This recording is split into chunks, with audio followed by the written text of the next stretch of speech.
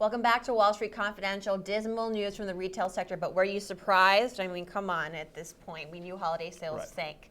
But there might be one clear winner in this awful sector. And Jim, I want to toss this over to you now. You got a great opportunity to buy Walmart. I mean, one of the things that happened here is that Walmart didn't meet expectations and other companies did.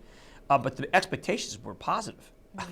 And all the others are negative. So, I mean, how long do you think everybody lasts? I mean, one of the reasons people are willing to buy Best Buy because Circuit City is going under, they ought to be thinking bigger than this. I think that Walmart will be the survivor in retail, and there may not be others. I mean, there may be a lot of companies that are really in trouble, and Walmart is where you trade down to. When I see that Tiffany number, which was a disaster, I think, well, geez, people aren't spending big, but where are they going to spend? They're going to spend at Walmart. And the fact that that stock came down gigantically because of a 1% miss versus everybody else who's on the ropes is just ludicrous. I think Walmart's a huge buy here, and I want to buy a fractional alerts. I just did. Who stands to be defeated by Walmart? I mean, when you think of Walmart's competitors, you think Target, but I can't imagine a world without Target. I don't know.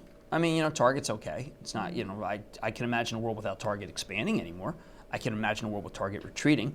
Lowe's and Home Depot, they you know, I like them, but they're on the ropes too. I mean, I shouldn't say that. I mean, because they have a lot of cash flow, but they're not able to expand the way that they used to. And Walmart can still expand. And the most important thing to remember is that people seem to have gotten, because of that one number, they've decided that Walmart is not going to have any upside and it's really disliked. This is a company that has huge cash flow, that can do a lot of things, and is a winner. And when I can get a winner at a discount, I got to buy it. Now, Jim, real quick, because I read a note of yours on Real Money about Liz Claiborne, how it's not really a good short anymore. No, I mean, like, look, I've been recommending short this thing from 19 all the way down. I was afraid they wouldn't get the credit agreement, and that would be a chance to cover it at zero. They got their credit agreement. The terms were onerous, but it's at $2. You don't short stocks at $2. I'm recommending people cover. Speaking of those things about cover, I'm recommending people sell the National Oil Varco January 25 puts. There's just not enough time anymore. You're going to get serious degradation. And I'm recommending that people sell the remaining rig January 50 puts. These were complete home run doubles.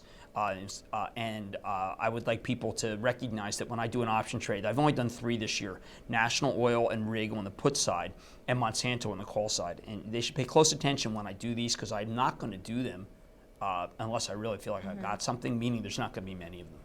All right, thank you very much, Jim Cramer. A lot of clarity there for retail. Stay tuned for more Wall Street Confidential. Oh, and by the way, if you want to get in on the action with Jim Cramer, email action@thestreet.com to learn how to get a free trial membership to the Action Alert portfolio.